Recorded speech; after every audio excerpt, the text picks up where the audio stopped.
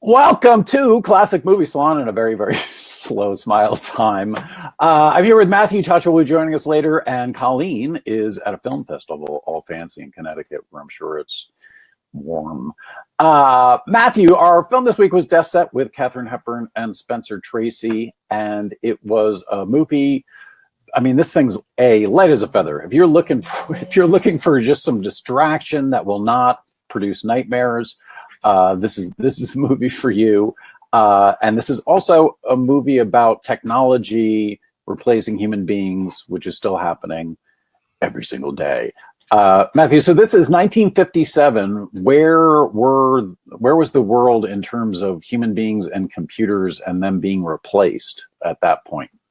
Very early days. This is a great movie. I've got to state that, though. Most importantly. Oh, absolutely. Yeah, I mean, it's a trivial, jolly comedy, and yet it's built on quality, ultimately. But let's come back to the quality later. In terms of computing, in the 1950s saw the introduction of the very first introduction of computing into offices, roughly at the same time, both in the United States and in the UK. Interesting. What had happened was the computers had been developed not far from where I'm sitting, here in Cambridge, by a man called Alan Turing, as part of the war effort to solve the German secret codes. And a man called Bill Tutt, who came from up the road just up there, and Alan Turing worked together and created the first computers in a place called Bletchley Park in England. The computers were then, later in the war, used for the Manhattan Project, which was a huge effort. It involved lots of number crunching, doing lots of sums. And then after the war, the military started using the computers to do various other things. But in these early days, from the end of the war up until the 50s, computers were basically giant adding machines. They were electromechanical, and they could do sums. Then in the 1950s, generation 2 of computers came along, and they were still giant adding machines, but they worked on valves that we used to have in our TVs back in the day. You used to look in the back of the TV and used to see little red lights glowing. And there still were basically adding machines. And in the early 50s, in both countries, US and UK, a couple of different companies. That was a motorcycle driving by. I thought it was a TIE fighter. Turn off your guidance computer. Yes, use the force instead of using this computer in your office. So in the UK, a company called Lions, who were bizarrely enough, they ran cafes. They introduced the first business computer in the UK, and at the same time, a couple of companies in the US did that. But really importantly, as far as this film is concerned, the first computers could only do payroll because they could only do adding up. So this film's really clever in that it's set at the time of these first computers going into businesses, which a lot of people in the market to watch the movie will be aware of, that know that there were computers going into businesses. But it extrapolates it in a really clever way to say, well, it's replaced the payroll department, so who's going to be next? And the funny thing, of course, is that in this movie, as you just said, that the computer was trying to be Google. What this computer in this movie was trying to achieve in 1957 wasn't achieved until relatively recently with a mixture of Google and Wikipedia and other databases. Absolutely. Because computers were good at adding up, but it wasn't until electronic databases were invented in the 1970s that they could start to do this. And then they found out, well, it's all very well having databases, but you've got to put the information into it. Yep.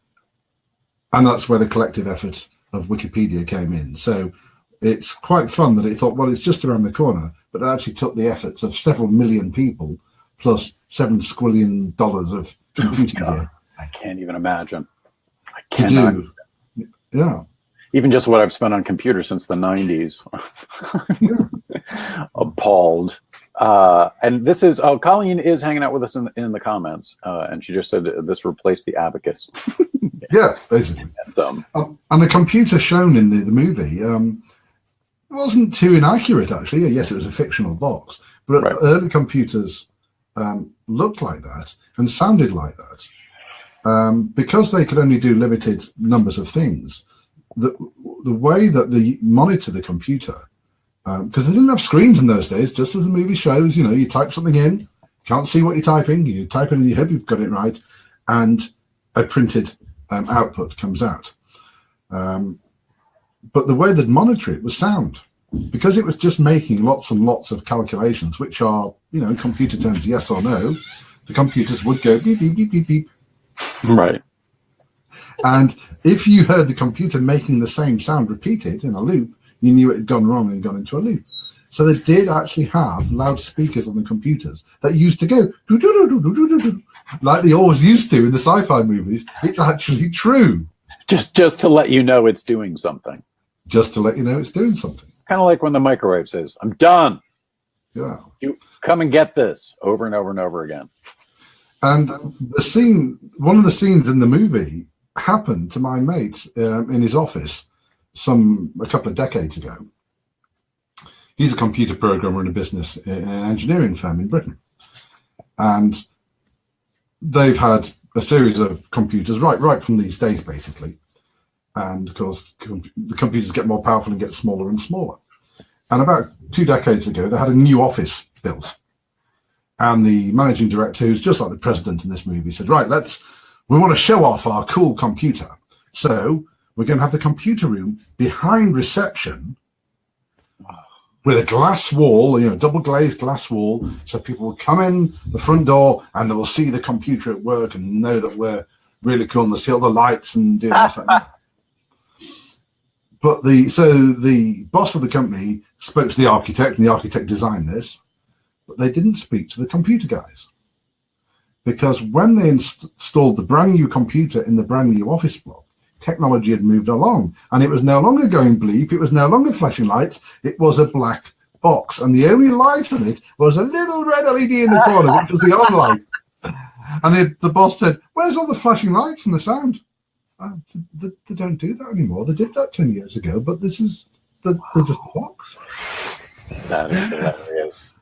And I think that is the other thing that's going on with it. So let's set it up. It's pretty much NBC, because their exteriors are 30 Rock, and it's the Federal Broadcasting Company as opposed to the National. And Katharine Hepburn plays Bunny, who is a rabbit. No, I'm kidding. She is a reference librarian, and she is crazy smart, and works with a bunch of other women, and they're pretty much just anybody's writing a show, anybody's doing new stuff, they need something what we would normally Google and potentially get inaccurate information. They would go to books or would just know it because they have been at the job so long, and like, you know, year after year it comes through. It's got to be like the what are Santa's reindeers named in every holiday. So she is in a romance with her boss for 7 years, and it has that very relationship of convenience, mostly his. And Spencer Tracy shows up we don't know what's really going on, and that is the only way all of this works, because everything that goes on looks like people are going to be replaced by machines, and that is... Oh, hey, Lindsay. That is the part of the movie that I think is the fun part, because it, as you're watching this, again, it's like they're battling Google. Like they're pretty much everyone would just Google. No one would, you know, even if you ran LexisNexis or something like that, you're still running some gigantic database. And I would imagine reference people, there's nothing like this department in this function that really exists at a network anymore. And I'm guessing same with newspapers and a lot of other organizations. Newspapers. What did we watch last week? Oh, yeah. What did we watch last week? All the President's Men. Oh, right. There was a newspaper in that. Well, yeah, they were looking up information, and they were looking up in phone books and all sorts of written sources. So that was made in 1974, was it? Something like that, yeah. Yeah. So even by then, they didn't have the computing power. Yeah. You're in right. this movie. They were still looking it up in books and paper and still relying on Bunny. Absolutely. Yeah. And even when I worked as a private investigator in the intellectual property field, and a couple of times I had to go down to the library in downtown Los Angeles to look through yellow page ads to see if a logo or a slogan or that kind of thing, a trademark, was being used. And you would go by region and then by year. And it was ridiculous. It took so long to do, and you had to be really looking. You could not just kind of zip through stuff. And now you can pretty much. When I was working for this company, they had just started image recognition, so they had like a computer farm in Germany that was just combing the internet looking for logo violations and image violations and that sort of thing, and that was brand new at the time. So to see this thing just start and the reactions of everyone, it's very much a romantic comedy. I don't know, there's something about it that, well, interesting that this is based on a play that was written by William Marchant. Deset was also the name of the play. This was written by Phoebe Ephron and Henry Ephron, who are the parents of Nora Ephron and 4 other girls who all became writers. So I think we can pretty much count on some of this witty dialogue and the rest of it being from those two who wrote the screenplay. And also Henry produced it, so I'm guessing he had some say regarding who was going to screw up the screenplay or not. Walter Lang directed it, and cinematography by Leon Shamroy. It's shot in CinemaScope, and it was nice because on Netflix they didn't cut it up.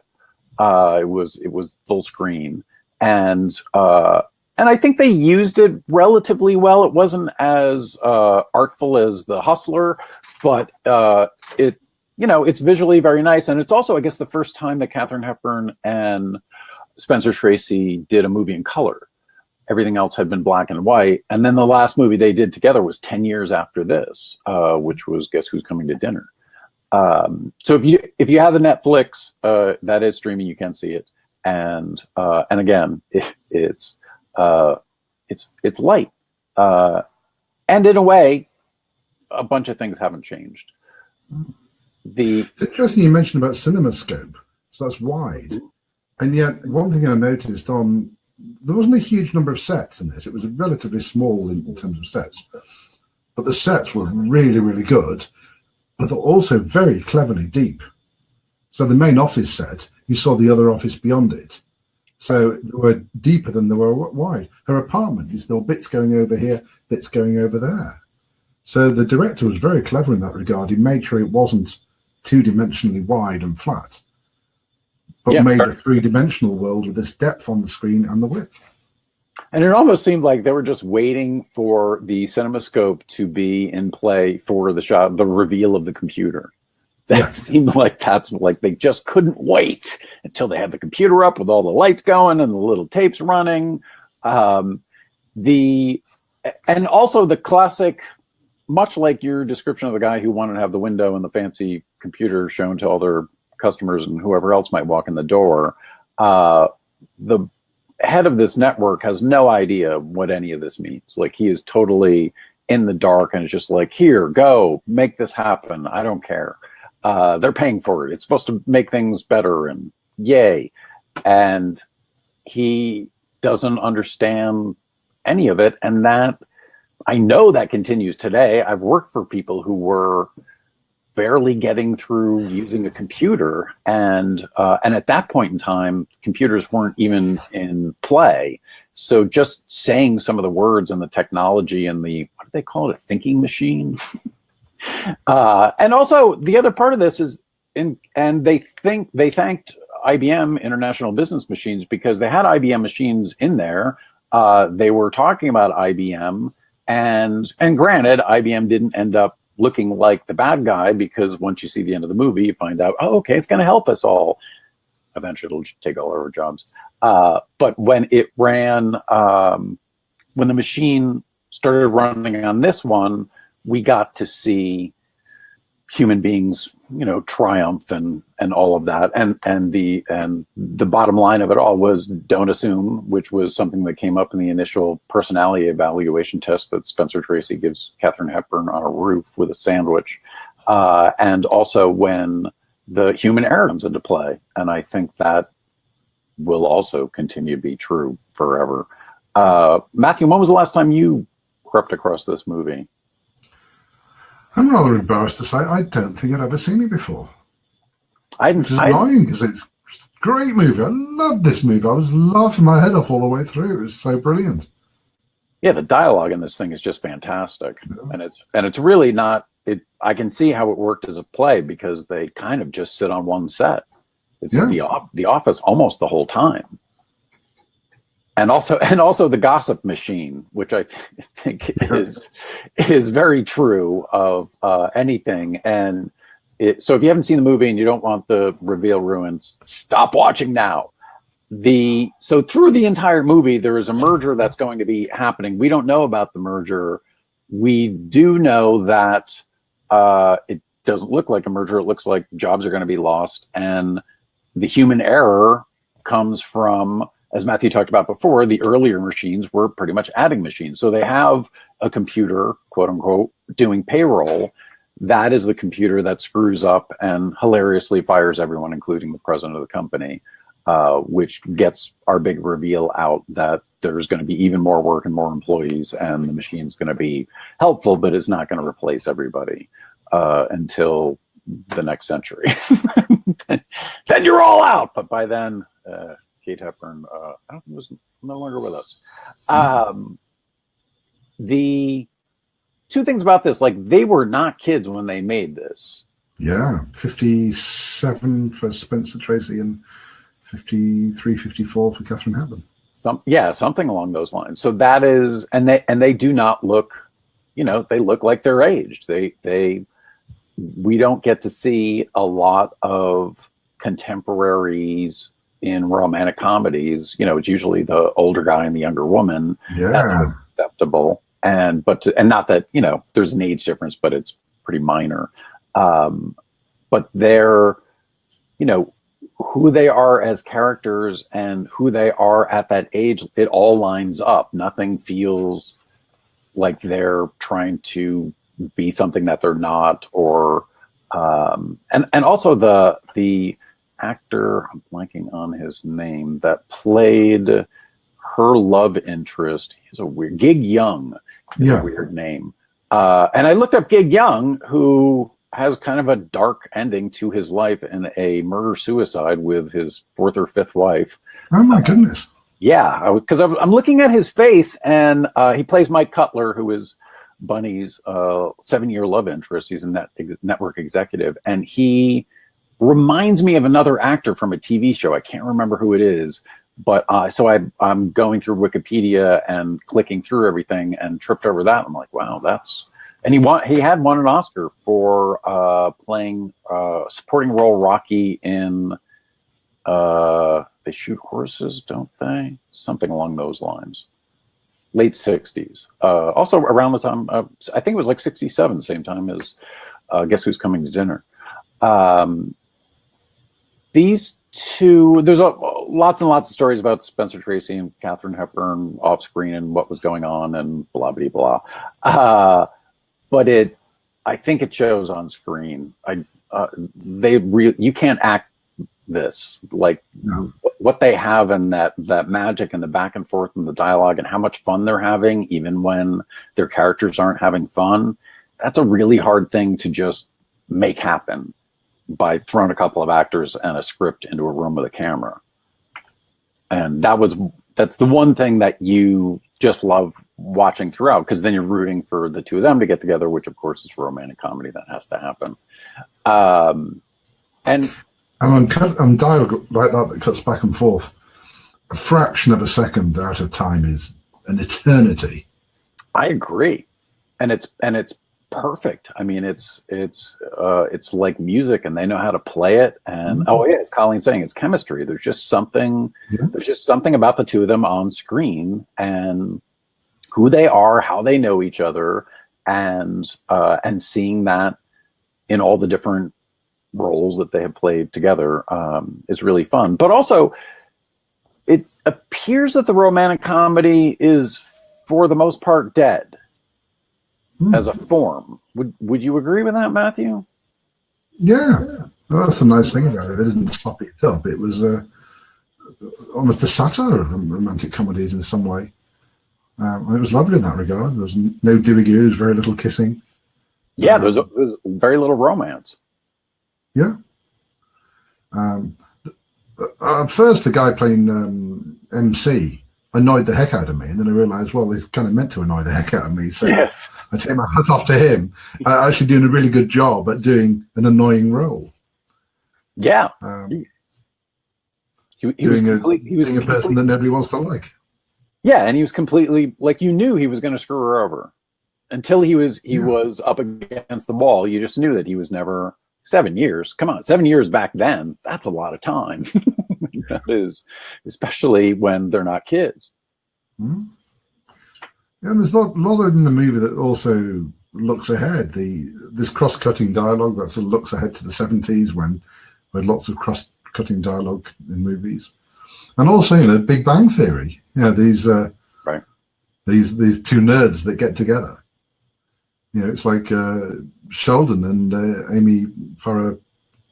I always get her name wrong. Amy Farrah Cooper. Anyway, I don't watch this show, or I haven't. You don't watch the show? I've only watched a little of it. Yeah, because I started watching it. Like, oh, this is like The Odd Couple.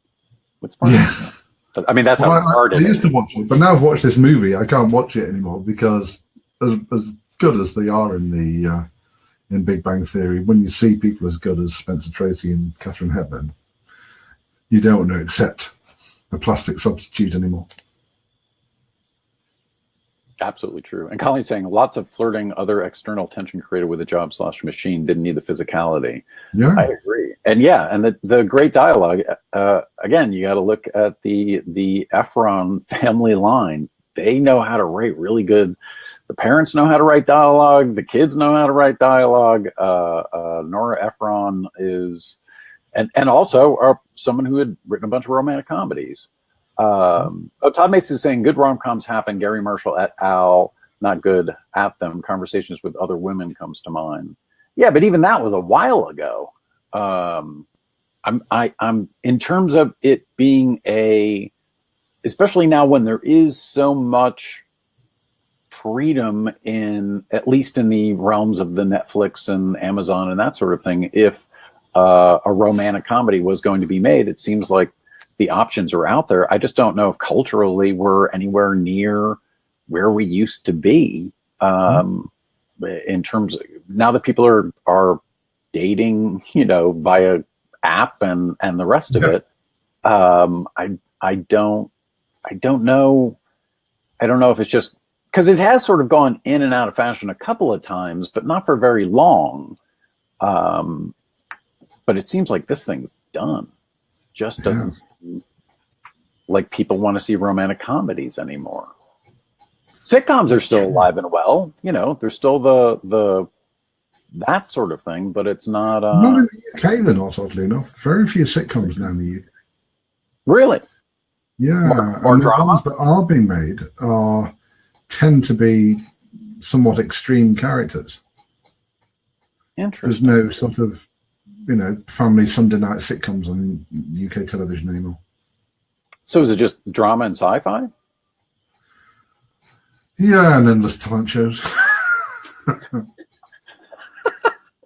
That doesn't sound good. Yeah, so in the 70s, it was, the staples of family TV was sitcoms and double act comedy shows. Right. We had Morecambe and Wise and the Two Ronnies, which are the same. It was like two comedians doing sketches together. Loads of shows like that. But nowadays, no, it's all talent shows and panel shows, and all much of a muchness. No sitcoms. I guess it's something that has they haven't gone out of style here. They're still making a fair number of them. I mean, they've definitely stretched the form a little bit, and again, that's because of Amazon and Netflix and people essentially they're watching like a movie that is 16 hours long or something like that, because they're sitting down with a season and they're just blowing through it. So storytelling has a different form. Whatever an act has a different form. Act breaks definitely have a different form. And you can also sit on exposition a lot more. They get the exposition out quick in this because, and it's very well done. You hear her when he's giving her the personality test, she pretty much rattles off his whole bio right back to him, and you know everything you need to know about the guy. Yeah, that's true. To marriage, like, why did he never marry? That becomes a topic. And I think my favorite scene in terms of dialogue and the in and out, and I felt like it was the height of the comedy, was when the Mike Cutler comes back and finds Spencer Tracy in what turns out to be his robe, because his monogram's on it, and it's much more innocent than that. But wow, it doesn't look even a little bit innocent. There's nothing innocent about how that looks. People are in robes eating dessert. I mean, they might as well have been blowing circles at the ceiling. Come on, something went down, and of course it didn't. But that was, and then the who comes in? Then there's an additional Colleen. Someone else. Who comes in? Colleen, who is one of the three graces. Oh, right. At that hour, which makes it even more fun. Yeah, like Mozart, isn't it? You start off with a duet, and it goes to a trio, and goes to a quartet. It was utter genius, that thing. Yeah, and also getting all of those actors to work. It looks like a play. I mean, just the blocking of it, the setup of it, and again, the main set, which is the office. The interesting thing about her character is she's got a plant that's 11 years old or whatever, that has grown around almost the entirety of the office in circumference that's going around it. She's really quirky. I mean, she is really smart, and I would imagine at that point in history, and pretty much how she is presented here, that she's kind of an odd duck, and Spencer Tracy is kind of an odd duck, and you get the two odd ducks together, and everything's great. Yeah, and the plant and the computer together made me think of Feed Me, because both of them were going, feed me more. The other thing that was going on with it was the much more minor character, but he had a couple of great tiny little scenes. Was the office gossip, the guy who was sort of going around, great character acting, and just great washing and trying to figure things out. And this is, in terms of a romantic comedy, this probably has more situation based comedy and misunderstandings and all of that than anything else. And that scene with the car in the rain, the fact that they packed the car full of people and we never saw them, and yet there was that wonderful dialogue. They didn't need to do that quality, but they did, and they did it so well. And also that pretty much the shot of them all pouring into the car and driving off, and then the edit is so fast, because it's a few seconds later they drive right into the next frame and almost the same angle, and Katharine Hepburn and the office guy and Spencer Tracy get out, and classic, the truth comes out when the guests go away, and once Spencer Tracy and Katharine Hepburn are perceived to be out of earshot, that's when the families are at each other's throats. And it is a really fun scene. That it by them, both of them sort of being out of their comfort zones, and she seems a lot more comfortable in her lack of comfort zone. That guy, whatever he's called, that gossip guy, is kind of the Rick Moranis in the movie, isn't he? Yeah, he kind of is. Yeah, he's he connects a bunch of things, and he also gets a bunch of stories going, and you know how this building works right out of the gate. Just when Spencer Tracy first walks in, just the phone calls from one secretary to another secretary, and the passing on of information, and let us know when he's headed back this way, and all that kind of stuff. That happens all the time and continues to. And also the phone, just watching. I don't know how someone who is not, I don't know, historically aware of rotary phones watches a movie like this, and can get past the lack of Google, the lack of phone, the lack of cell phone, the lack of the rotary phone, and the exchanges that she has to memorize during the personality test. I thought were Plaza 2, all of that stuff. Yeah. The other interesting thing about the movie, well, loads of interesting things about the movie. There's only one strong man in the movie, and that's Spencer Tracy. The rest of the men are all weaklings and losers of various descriptions. But all the women are strong characters and positive characters. So it's really interesting. There's about half a dozen strong and interesting women, some of which you only see briefly. Right. But all the men, they're all pathetic, apart from Spencer Tracy.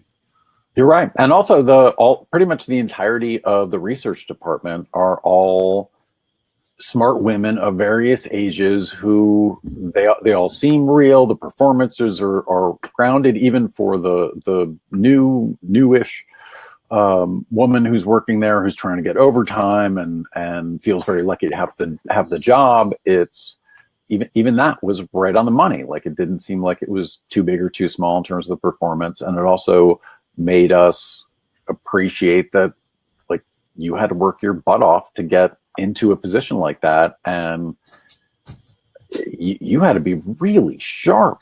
Like, this was not other than the Christmas party, that was the time not to be sharp. And I'm well, I don't know. Maybe the startups, they're still having conga lines in Champagne, but I'm guessing that probably doesn't happen too often in an office situation anymore. Todd Mason saying women predominated in fact-checking generally, and dumb fact-checkers wouldn't last. Very true. Well, it was the same with film editors. The first film editors were all women because it was considered women's work, because it was pasting things together like crocheting or knitting. And then once sound came in, then it was like, oh, it's technology stuff. We could, us guys will do that. Women can't possibly do it. And like, they had, like, at the old studios, Silent Film, they would have a room full of women editing movies, and it looked like a sweatshop. And it was all women editors until the sound came in, as always. But the fact-checking thing still is female-dominated. The worlds of libraries, archives, vast majority of people involved are women today. Yep. So I think a lot of things haven't moved on that much. My sister has a degree in library science and works in some information capacity in that regard, but I don't think it's as groovy as. Oh, what happened there? It looks like Tachi might be here. Oh. Is she? Come in, Tachi. Come in, Tachi. I've got this really cool series of dots running across the screen saying Tachi's about to join us. I'm watching it too. Oh, here's Tachi. Come in, Tachi. Breaker 19. Mork, Colleen Olsen. Come in, Olsen. Where are you not? Maybe Tachi hit refresh and I'll bring you back in again. I think it happened after that. Maybe she's been drinking too much champagne at the office party. Yeah, that could be it. And tequila. My goodness me, they were drinking champagne and tequila. There's a recipe for brain death. Wow, that's a nasty hangover. Todd Mason saying, even after sound, easier for women to get in through editing. Yeah, there's still Quentin Tarantino worked with a female editor for a big chunk of his career. Martin Scorsese, I believe, still does. Tachi, what's going on? Hey, how are you? Very well. How are you? Welcome. Thank you. Thank you. And what was the event today? What were you doing? Meeting. We had elections.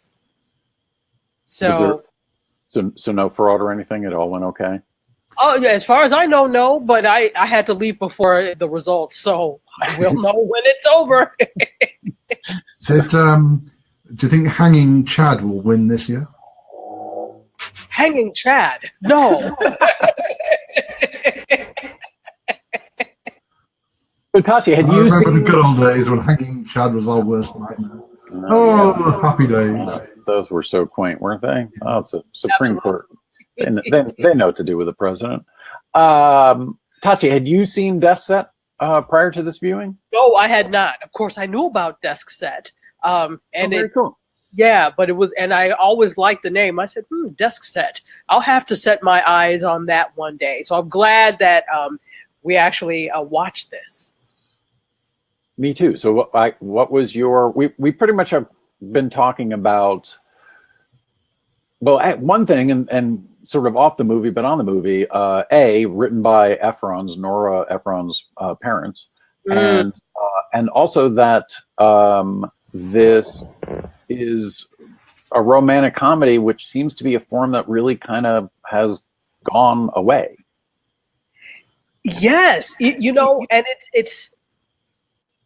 I like the fact that it wasn't an in-your-face, this is the boy meets girl, and it wasn't the typical romantic comedy. You're absolutely right. I haven't seen something like this in a very long time. It was so unlikely. You saw hints of it there, that there was something there, but it was something that was so unlikely, and not in the absent-minded professor type of way, so he doesn't know how to approach a woman. It was just that he was so into what it was something different. I enjoyed it. It was a nice, fun, lighthearted romp, shall we say? Yeah, I agree, and that's the thing about it.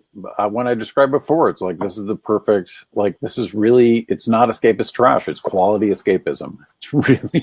It's well done. The dialogue's great. The acting's great. The story is great. Characters are a blast. All of them from top to bottom, and tonally, the thing is consistent throughout.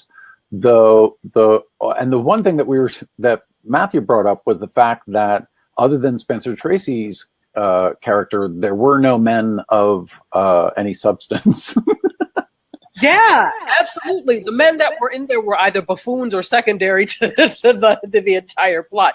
This was a very female-driven plot, indeed.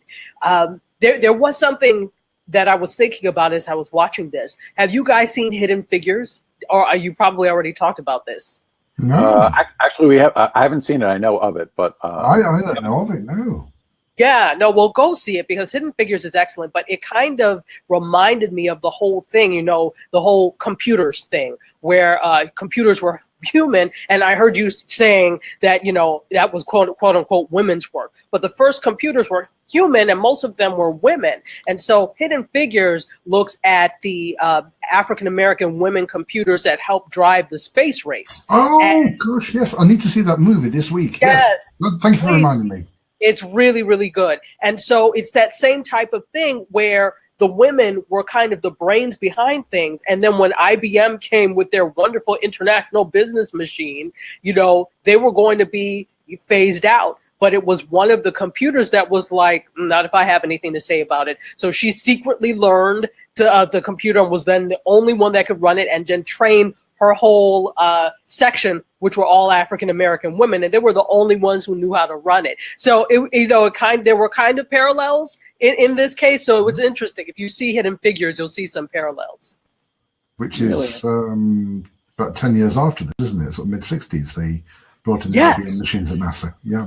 Yes, exactly. So it's almost the same time frame, not too far removed. So yeah. That would be, what would that be? That'd be an IBM 360 System 75 that they were using then. If you say so. Going to Sheldon mode.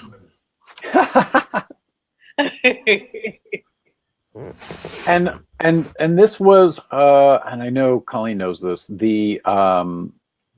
This movie is their either seventh of eight or eighth of eight of nine collaborations that they did on screen together. But the next one, their last one, Who's Coming to Dinner, was 10 years after this one. And part of what's fun watching these two is watching these two individuals act with each other. There aren't a lot of other human beings, A, like this on the planet, and B, that can do what these two do on screen at any age. Their chemistry is absolutely amazing. When you look at it's like they genuinely are friends off screen, it feels like, so that really translates into the way they work together on screen. It's just amazing. When you find such chemistry between characters, it makes the movie going experience that much more enjoyable, because you can tell they're having fun and it's not just work for them. I really, really enjoyed it. Their dialogue is like Fred and Ginger, isn't it? It's just perfect footwork. It's a dance. You're absolutely right. The dialogue just dances, and they play with each other, and there's this in and out, and it ebbs and flows. That's perfect. That Fred and Ginger analogy is perfect, because their dialogue is like a dance. And that scene that we talked about just before you arrived in the apartment, when the other people turn up, the amount of talking that's going on at the same time, and yet at no point does any person talk over the other person, so you can actually hear everything that's been said, even though four people are talking at the same time. That's a craft. That's mastery. That's also very good directing, to be able to bring that out of actors. That's on the actors, completely. But there's also that level of a director that is adept enough to be able to choreograph that whole thing. So, yeah. I would love to see what this would be like on stage as a play. Ooh. Which is where it started. So right. I'm guessing it would be one set with the office set with a little side set that they could flip around for the bedroom or whatever else, an office, the legal department, I don't know. But all of those, all of the elements of this thing, like The Hustler, but in a completely different way. Like The Hustler, these are, talk about opposites. There is no happy ending in The Hustler. There is some degree of happy ending in this, depending on who you're rooting for. Most of us are rooting for Spencer Tracy and Katharine Hepburn. Yeah. If you're rooting for the other two, you're in the wrong movie. You just don't. It's 7 years. Come on, 7 years. This relationship of convenience, it can stand no longer, and Spencer Tracy is going to fix it.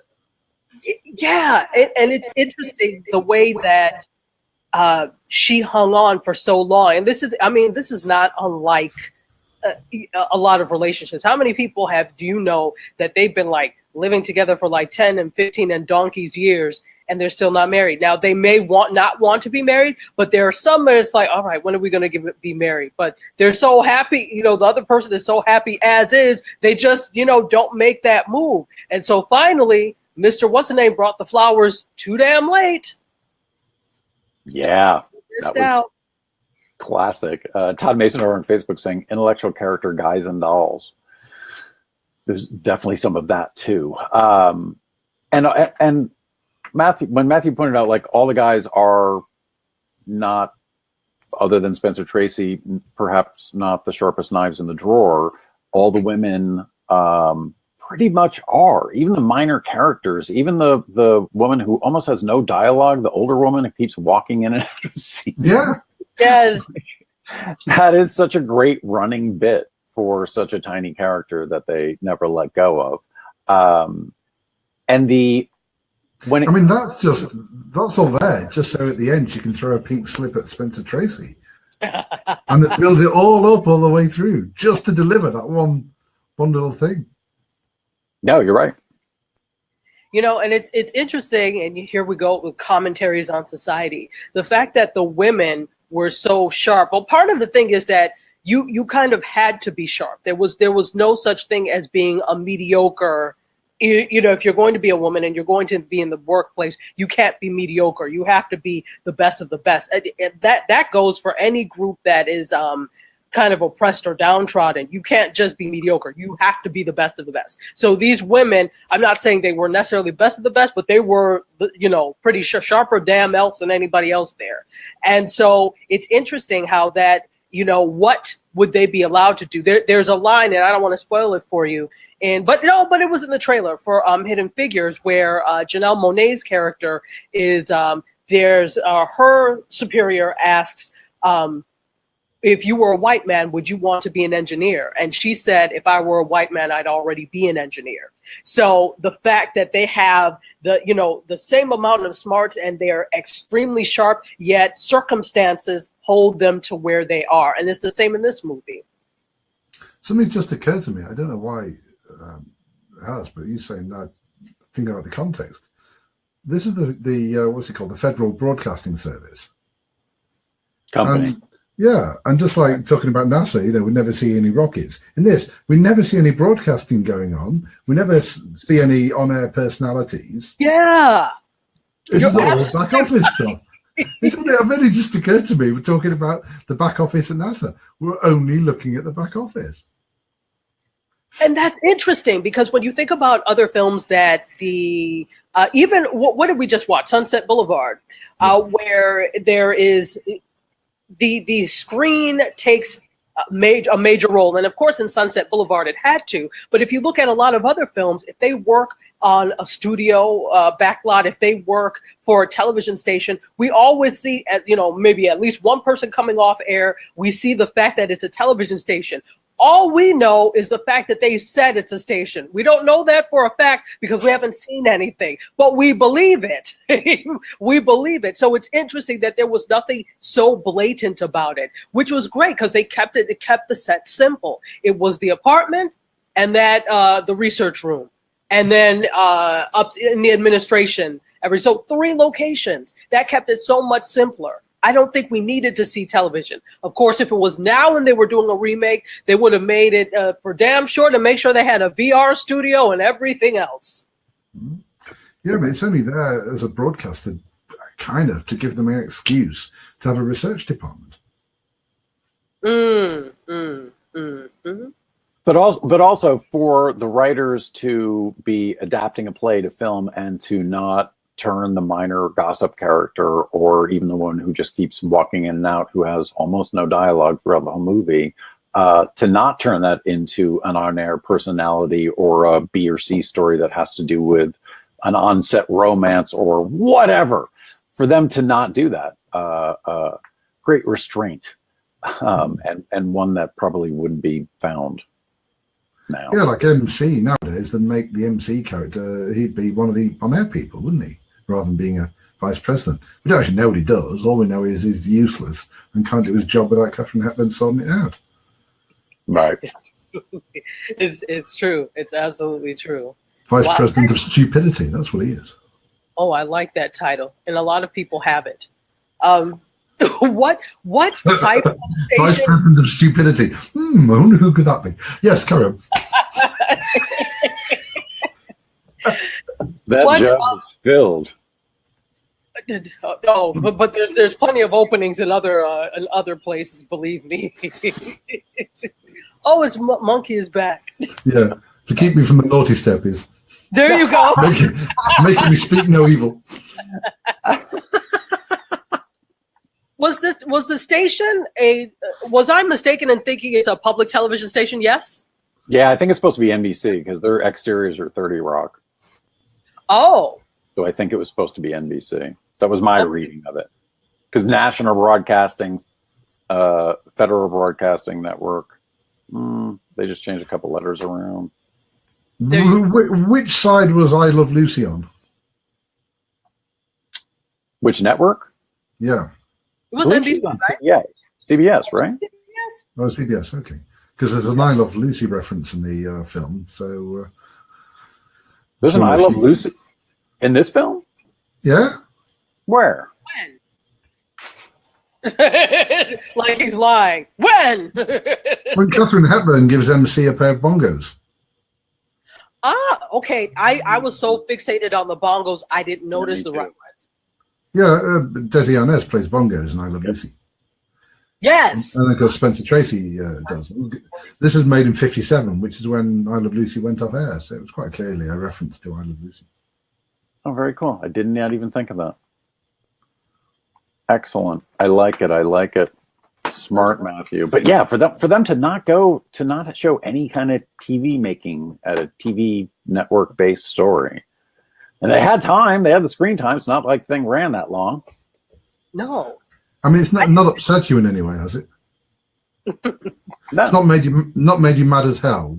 Not even a little bit. And you're not going to take it anymore? I can take it. I can take even more. Bring it. I didn't miss it though. I really did not need to see any television making because the subtle references were enough for me to convince me that they were in the and it was about the reference section and is that what they were called, the reference section? Yes, right. Yeah. So it was about the reference department and not about production. So I think it would have been forced if they had, okay, well, we have to show them it's a television station, so let's at least have them shoot. No, it didn't need it. I think the way they did it was perfection. I agree. And also the thing is, you never hear who the people on the other side are or where they're calling from. They never cut to them. You never hear them. They're just a voice that we don't hear. Mm-hmm. So it's not even like, it's like, hey, it's Kevin from the news department again. Can you, it's Kevin from the news department again. They don't even do that. They're wasting time. Or they don't even do the two, but doing the exposition of the dialogue on the phone, which is the usual cliche. They don't even bother. They just give the answer down the phone. Well, I like that because it assumes that the audience is smart enough to figure out, to deduce on their own that this is the case, and this is the case. Now, I'm not claiming to be the sharpest person in the box, but I got it. So I'm sure that a lot of other people got it as well. Where you don't have to be so blatant in terms of A, B, and C. They'll get A, B, and C on their own. And it's not, it's easy as 1, 2, 3. So what happened? ABC. It's easy as 1, 2, 3. It is not as simple as do re mi though. No, not even close. And for those watching, just to let you know, we're doing Third Man, Orson Welles, the other guy, Joseph Cotten. So that'll be what we're watching, and it is streaming on Netflix.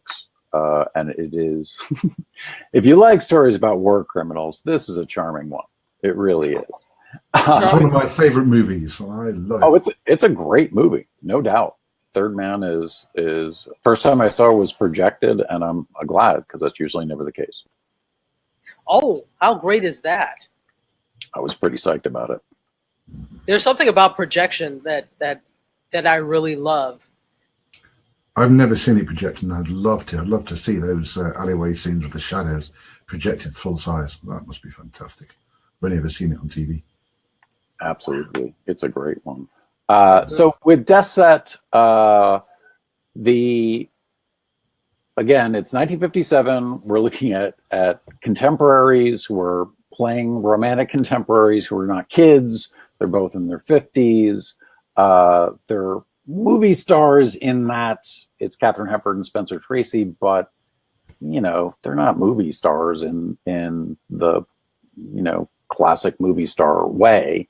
And the other thing about the drama in Katharine Hepburn's comedy is what makes the funny parts work, because she can so realistically go from the absolute grounded, sharp as a tack woman who knows what's going on to the, he asked me to the dance, and she's just all fluttering around, and her ability to just cover that and not feel like she's pushing it, or it's again a testament to how good she is on screen. Yeah. And there's even a bit towards the end when the computer's blowing up, which is very much about today. You talked about the fact that nowadays we've got Google and Wikipedia, and we can get all this information. We can even get computers, any computer, the computers are on now, can speak for you. They can read stuff out for you. But there isn't a computer alive that can recite poetry like Katharine Hepburn. Right. There never will be. No, exactly. That was wonderful, and that was a great example of the dichotomy between the modern age and the quote unquote Stone Age, or the analog age, analog versus digital. That's a perfect analogy of that. But it also, remember, towards the end when they needed to look up something, and she kind of looked at the computer. So there are times that kind of shows that there are times where modern is okay, where it's okay to take advantage of those modern things to help and to assist. And they even made this point that the computer was not meant to replace all these people. It was supposed to be helpful, to help you give them more time to do the other things, the research that they needed to do. So that's kind of in contrast to, in a sense, what's happening now, where everybody is looking to AI to eventually put everybody out of a job. So, and that's not what all of this was meant to do. It was meant to assist human hands, not to take over. Yeah, but it has replaced, the self-driving cars, the self-driving trucks, pretty much Uber. All their entire valuation is betting on that happening, because once you can take the people out, then it's cheap. Henry Ford had the assembly line, and now that's mostly machines doing that. So that job's been replaced. And once the drones are delivering, that job's going to be gone. So I don't know. I mean, there is definitely something about human beings, but I think that only, like reading poetry, that only they can do. Right. But I'm sure there's a poetry reading robot in Japan right now who can make you cry. Oh, I'm sure there is. Yeah, it can, by sticking electrodes in your ghoulies, yeah, but not by plucking at your heartstrings. Yeah, well, absolutely. And I think the thing is, I don't mind these and I don't want to call any tasks mundane. I would say repetitive, for repetitive tasks, or tasks that humans eventually would get tired or hurt from. I think that's a good place for these robots, at the risk of the robot apocalypse. But anyway, I think that that's a great place. It just means that we need to adjust our economy and adjust what it is we feel is important, and place people in other capacities. So if we get rid of this, then we have to have something else for them to do. Yeah, absolutely. And this is what computers will never be able to do. Yeah. The one thing that a computer so far can't do is come up with an idea. It can come up with calculations and all that kind of stuff, but it's not going to, like, hey, I have an idea, let's do this. So far, the computer doesn't have that. But would you like to play global thermonuclear war? Yeah. Yes. And there's that. So next week, we're going to be talking about The Third Man, Orson Welles, Joseph Cotten. It is a great, great, great movie, and just gorgeous. This thing, beyond film noir, because film noir it has too much baggage with it to just throw it on every movie that has black and white and dark shadows. There's a whole lot of other stuff going on with this. It's a really good movie. I've seen it a few times, and look forward to again. And Colleen will be with us next week. Hi, Colleen. Ironic, isn't it? Colleen's not here, and yet there's a character called Colleen in this movie we talked about. Isn't that fun? I think that's the first time that's happened. Matthew, Tachi, thank you for hanging out on Classic Movie Salon. This is our 76th episode. Wow. Oh, so we have to do something big for the 100th. I would imagine something, yeah. Special hats? I don't know. Special cats. Special caps. Exactly. All right. By the 100th, Classic Movie Salon will be replaced by monkeys and computers. Yes. A monkey and a computer can do this very easily. Have an opinion. All right, everybody. We'll see you next week. Thanks again for hanging out on Facebook, Todd and Colleen, and everybody who dropped by. And we'll be back next week. Same time, same channel. Bye-bye. Bye-bye.